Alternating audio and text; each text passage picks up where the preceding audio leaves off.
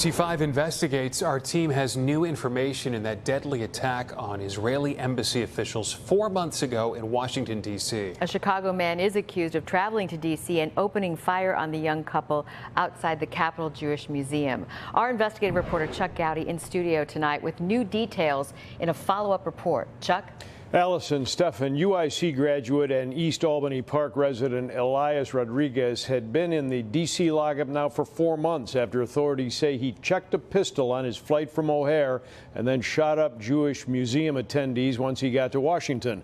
Tonight, NBC Chicago has learned that Rodriguez was shooting the shooting, recording the incident in real time on a body-worn camera, just like the police would arrive and arrest him a few minutes later.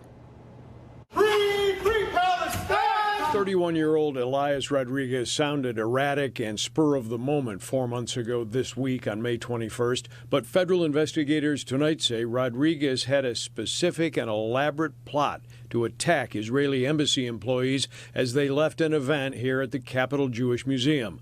As NBC Chicago reported last spring, he allegedly brought a legally obtained 9mm pistol in his checked luggage on a flight from O'Hare after filling out the proper paperwork, all legal.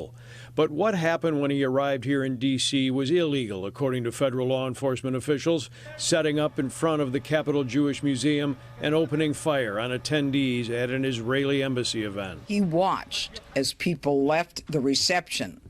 When he saw the 4 victims in this case, all of whom were from the Israeli embassy, he crossed the street, he opened fire. What we are just now learning from these newly filed federal court records is that a BWC body-worn camera worn by Rodriguez himself was capturing both video and audio depicting the murders from a first-person perspective.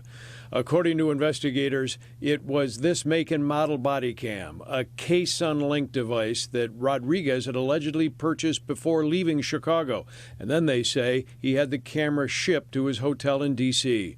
In addition to the video evidence that is now part of the case against Rodriguez, federal prosecutors say this transaction, executed days before the offense, underscores that he premeditated carrying out an act of violence in D.C. at least days in advance and prior to his travel from Chicago. That alleged premeditation of wearing a body camera to record murders is a major reason authorities say they are weighing this as a possible death penalty case. Rodriguez has pleaded not guilty to first-degree murder and federal hate crime charges. On Wednesday, his attorneys will go to court in Washington, D.C., asking for more time to develop evidence aimed at fighting an expected death penalty move by federal prosecutors. You can also expect to hear some talk about plea negotiations in this case. Sure. So it could be some time, though, before this actually gets to court. These things take way too much time. Yes. Absolutely. Thanks so much, Chuck. Okay. Thank you.